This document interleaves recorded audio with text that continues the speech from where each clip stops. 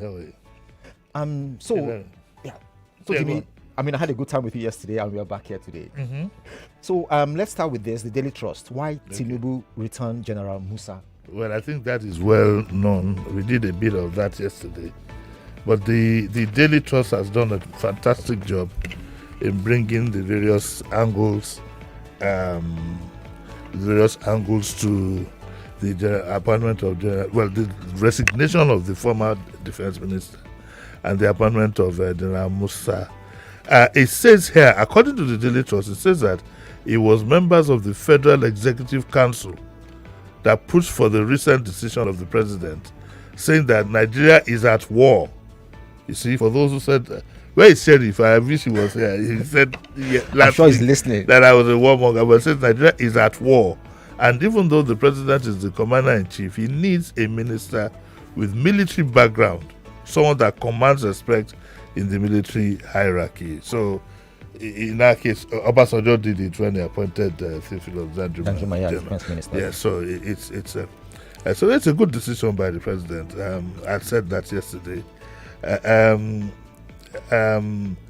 It says apparently more names were submitted, but he fell on Daramosa. But I think that the moment Daramosa was removed in the first instance, it was conceived that he was going to be the defense minister. Anyway, we have a new defense minister, Daramosa, and let's see how far this is going to go. The stories in the trust also have why Musa was removed as CDS, and General Kukasheka says that General Musa will fast track political decisions on security issues. Okay, then they also they did a thorough job. Who is General Musa? The gentleman is 58, is a distinguished soldier, and he won the Colin Powell Award for soldiering in 2012. He didn't say where, but he was born in Sokoto in 1967. His whole history is here, schools attended, and so on and so forth. So that's what we have. We'll see how far things will go. If things will get better, we'll know. But I think, like I suggested yesterday, he might also have a dotted line reporting to the Americans. Obviously, they must have had. This story says that the Trump administration didn't have a hand in it, but I don't believe so. I believe they would have. That there's nothing wrong, Let's just get the job done. But there's nothing wrong. We found ourselves in a corner and we have to get out of it. And there was just yesterday there was a congressional hearing on Nigeria. Yeah, I decided to ignore that in picking the stories for this morning, because look, Nigeria is a sovereign country. Every time it hurts me to see my country being discussed as if two parents are discussing the primary school report of a child. Do you understand what I'm saying? Yeah. So I just decided to sideline it, and we just have to move on. Let's do the right thing and move on. It's devastating to you as a patriot that your country is being discussed, having a congressional hearing on your own country. Why have you ever had a congressional hearing on other countries? It shows that we are not independent. And our backs and that is where the leadership of our country has led us. So our backs are against the wall. Let's just follow it, with our tail between our legs. Oh yeah. And now here, Vanguard says Osun 2026. How Adadamola emerged PDP candidates. Yeah. Okay. So Adadamola. Adadamola. That's right. Yes. If God help you, if you decide to marry a Yoruba woman, I'll make sure that I'm on the other side. and Adeleke has a particular problem. Adeleke is a PDP governor. His fear is that the PDP might not be in a good position to present candidates for his own election. Do you understand what I'm saying? So he would have gone to the APC. There are indications that pressure has been mounted on him and his brother, by the president. They're all, if you know the history, they all have met some time ago. They know themselves very well. But the problem with the APC, Adeleke going to the APC, is that the APC in Osun is very shaky and they have their candidates. And that's the president's home base. Forget Lagos, that's his real home base. And so, in order not to shake, if he goes to APC, he might not get the ticket. I think he might end up in one of these, maybe Accord or whatever.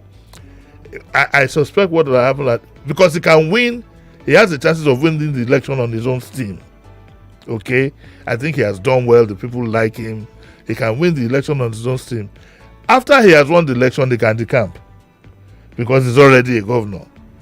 So what is likely to happen is, so Osun PDP, they chose Adedamola, but I think it's just somebody in the wings. So after he wins the election, he can then decide to either decamp to APC or go back to PDP. Depending on, so he's on what I call high wire politics. He's on high wire politics. So that is what I think is his game plan. Go on. Okay, and then here you have Yuletide. Lagos State government suspends Lekki Ekpe road repair. Yes, this morning I already started getting calls of, well, like congratulations, one or two people on the road. It's been hell. Yesterday was even Monday. I left to go to that about 6:30. I got here at about 10:20 thereabouts.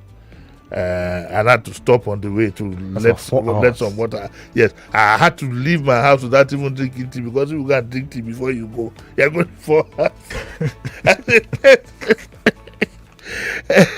it's been a harrowing experience. The coastal road hasn't been opened. Some people take it, but the danger with taking the coastal road is you can get halfway and have to turn back. So, but the Lagos State government has announced the suspension ongoing rehabilitation works on the Eti-Osa-Lekki Expressway from Admiralty Junction to Jubilee Bridge until January. It's like postponing the evil day. They want people to have a good Christmas. We found ourselves, we are going to indict the Lagos State government for letting things degenerate to this point. And I hope this is a lesson to the government. Keep your maintenance in order. It's so easy. We've had it before. I remember in Jack Honde's time, we had what we call gangs. They'll go around filling the potholes. And in any case, why do we keep having potholes? What is the quality of the roads that we build? What kind of quality is it? Anyway, the contractors handling the project will vacate the site by tonight on Wednesday, and then they'll resume work mid-January. There is no news here, and I still need to call on. I'm going to call the Commissioner for Information, and or somebody must tell me by 9 o'clock when we have a program whether the coastal road is still going to be opened on the 12th. Okay. It is important because this release has skipped all that. But one thing I'm happy about is that efforts are being made by the government to try and ease the dirty December or no dirty December. I don't like this idea when you make visitors coming in an excuse for. What about the other citizens?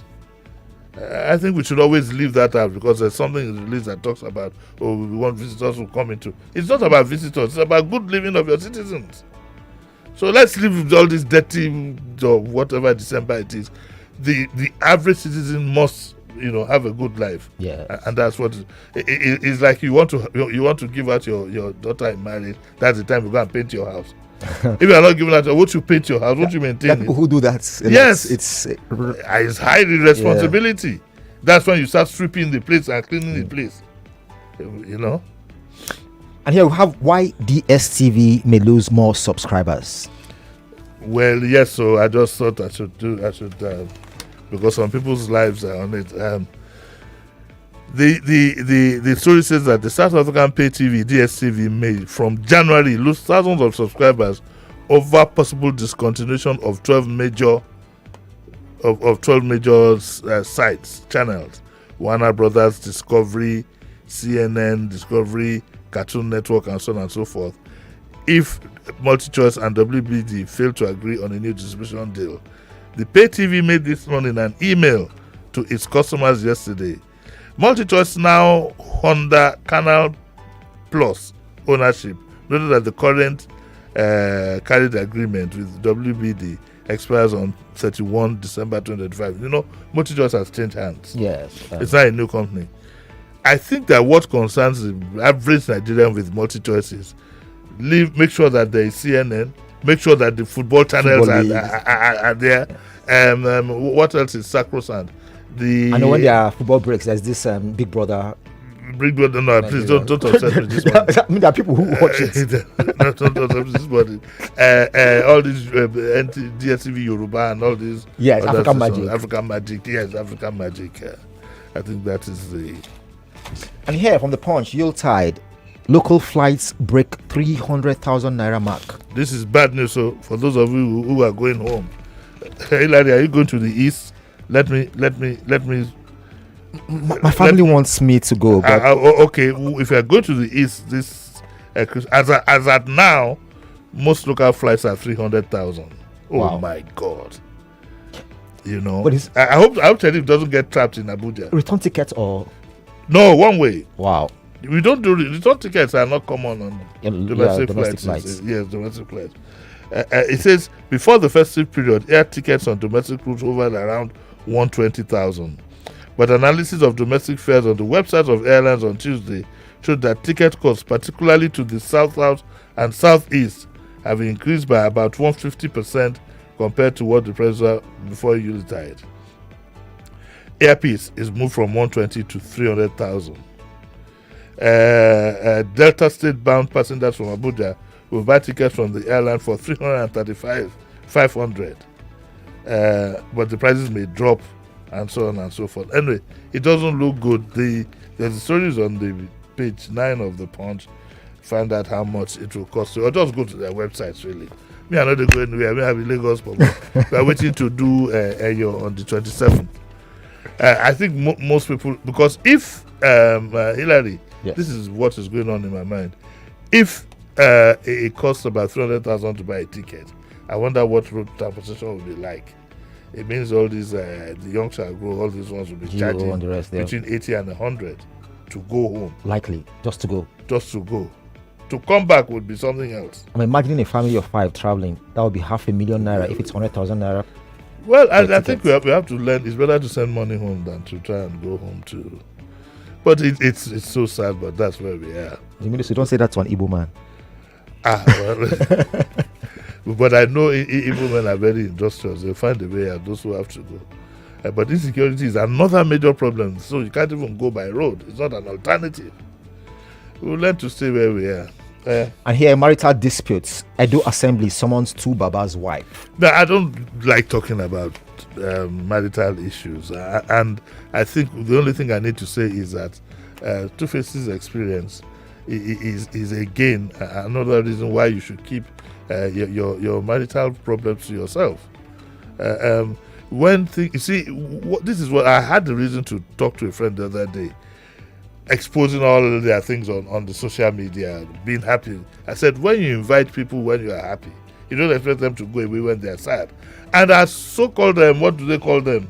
These content makers, they are very brutal. Yeah. Very, very brutal. They've contributed 60 to 70% of the problems of this gentleman. But I think it's not the kind of job I'd love to do, making money out of somebody's unhappiness. But they're very brutal. So the lesson I don't want to comment on whatever is going on between him and his wife. I mean, unfortunately, Sheriff is not here. I would have translated 10 today. Now the best way you don't 10 today, Larry. Oh God, okay. I'll mark it down when he comes. The major lesson is that keep a lot of your things to yourself. Be careful of the social media.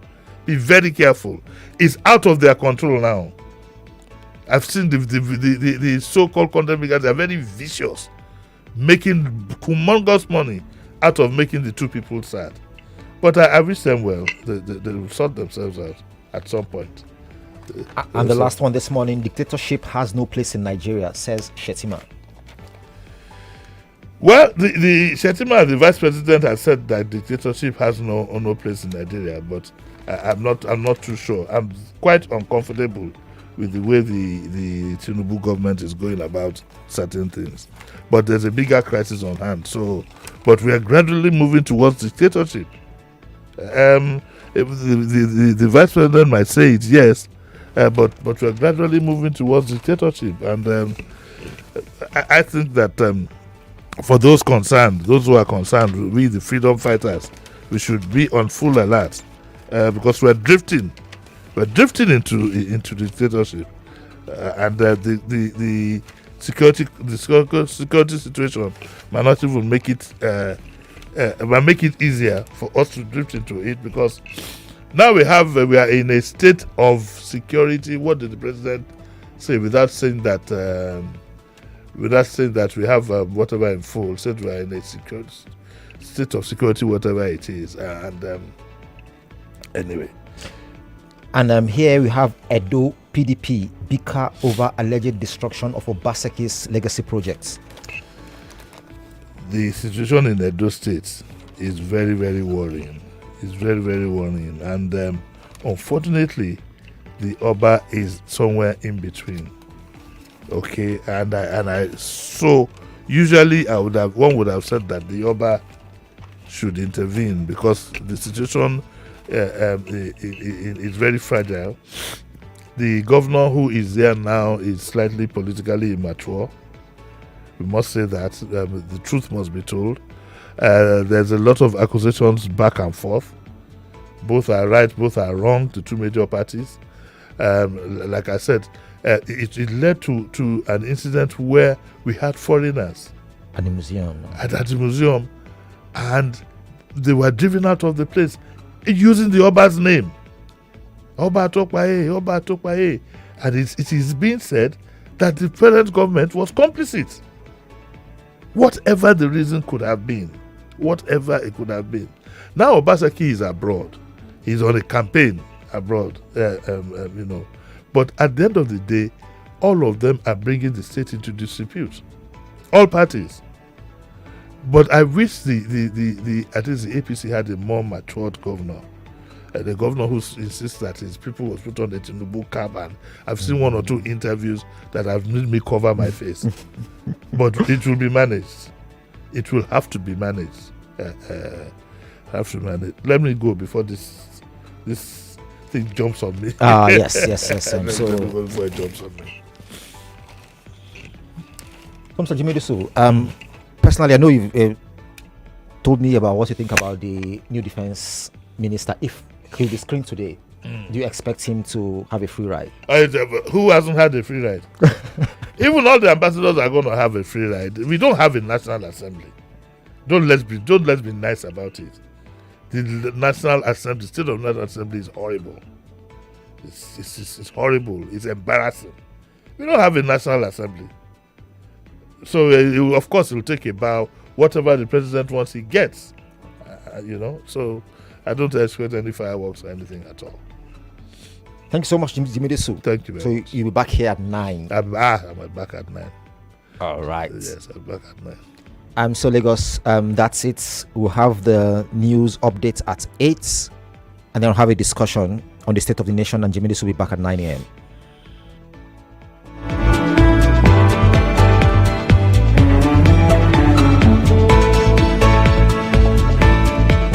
99.3 Nigeria Info. We are more than just radio. Subscribe to our YouTube channel at Nigeria Info FM. Check us out on Facebook at Nigeria Info 99.3. Follow us on Twitter at Nigeria Info FM and on